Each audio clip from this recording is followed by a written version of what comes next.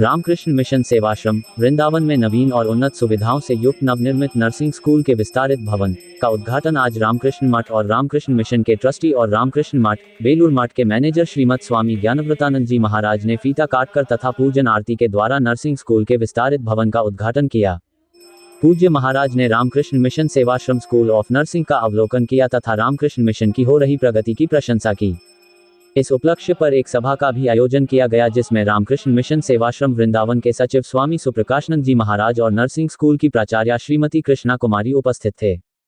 Ramakrishna Mission Sevashram Vrindavan के अध्यक्ष स्वामी सुप्रकाशानंद जी महाराज ने अपने स्वागत भाषण में बताया कि नर्सिंग स्कूल का एक्सटेंशन ब्लॉक जिसमें इंटरैक्टिव टच पैनल के साथ 3 डिजिटल क्लासरूम, 1 कंप्यूटर लैब, 1 बाल चिकित्सा लैब और 1 स्त्री रोग लैब है।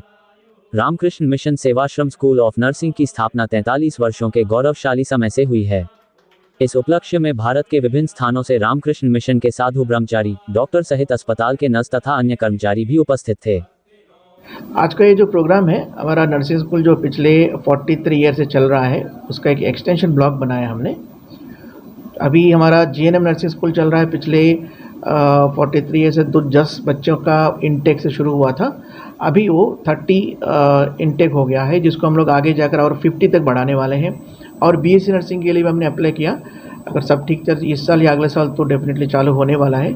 इसके लिए हमें हमारा एग्जिस्टिंग नर्सिंग स्कूल कम पड़ रहा था, छोटा पड़ रहा था, इसकी वजह से हमने नर्सिंग स्कूल को और बढ़ाया है और एक एक्सटेंशन ब्लॉक बनवाया उसका। इसमें ग्राउंड, फर्स्ट और सेकंड 3 फ्लोर है और जिसमें 3 सेपरेट स्मार्ट क्लासरूम्स हैं। इसमें इंटरैक्टिव पैनल भी है, स्पीकर सिस्टम और माइक सिस्टम भी है। उसके बाद वीडियो कॉन्फ्रेंसिंग भी हो सकता है उसके अंदर से, साथ साथ 3 लैब भी है और टोटल सब मिलाकर भी हमारे पास 7 क्लासरूम्स हो गए हैं और कई तरह का लैब वगैरह हो चुके हैं। एज ऑफ नाउ ये आसपास का जितने भी ज़िले हैं प्रॉबली ये हमारा नर्सिंग स्कूल जो है infrastructure wise one of the best as well as results wise also. अभी तक हमारे नर्सिंग स्कूल से कोई फेल्यूर नहीं हुआ, कोई कैंडिडेट फेल नहीं हुआ और हमारे नर्सिंग स्कूल के जितने भी बच्चे हैं बाहर बहुत ज़्यादा डिमांड में हैं, वो लोग बहुत ज़्यादा डिमांड में हैं। यही है। हमारे यहाँ पे जो है बच्चों को अलग अलग टाइप की जो नर्सिंग केयर होती है वो हम यहाँ पे डेमो में करके दिखाते हैं पहले डमीज़ पे। तो उसके रिगार्डिंग हम लोगों ने अपने लिए अलग अलग टाइप की लैब रखी है। तो सबसे पहले मैं जो लैब बता रही हूँ आपको वो है हमारी फंडामेंटल ऑफ नर्सिंग लैब। उसमें क्या होता है, उसमें हम लोगों ने डमीज़ रखे हुए हैं बहुत अलग अलग टाइप के, जिसमें हम सबको नर्सिंग स्टूडेंट्स को रिहर्सल करने के लिए, डेमो करने के लिए उन लोगों को एक चांस देते हैं कि नर्सिंग केयर के प्रोसीजर्स कैसे करे जाते हैं। उसके बाद ही वो जाके हॉस्पिटल्स में काम करते हैं। ठीक है।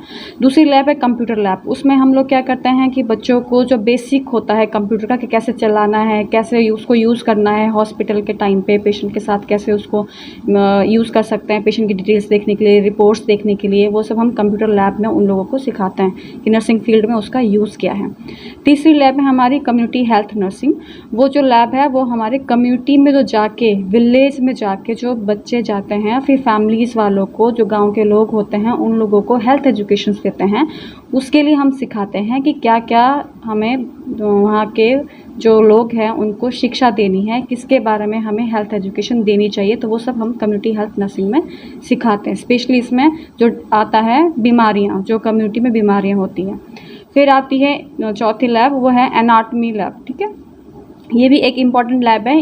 इस लैब में हम बताते हैं कि जो हमारा एक ह्यूमन बॉडी है वो कैसे काम करता है, ऑर्गन्स कैसे काम करते हैं, मांसपेशियाँ कैसे काम करती है, हड्डियों का जो ढांचा होता है वो कैसे काम करता है, क्या यूज़ में इसका इम्पोर्टेंस क्या है बॉडी में, वो सब उसमें सिखाते हैं, पढ़ाते हैं, हर एक का फंक्शन बताते हैं।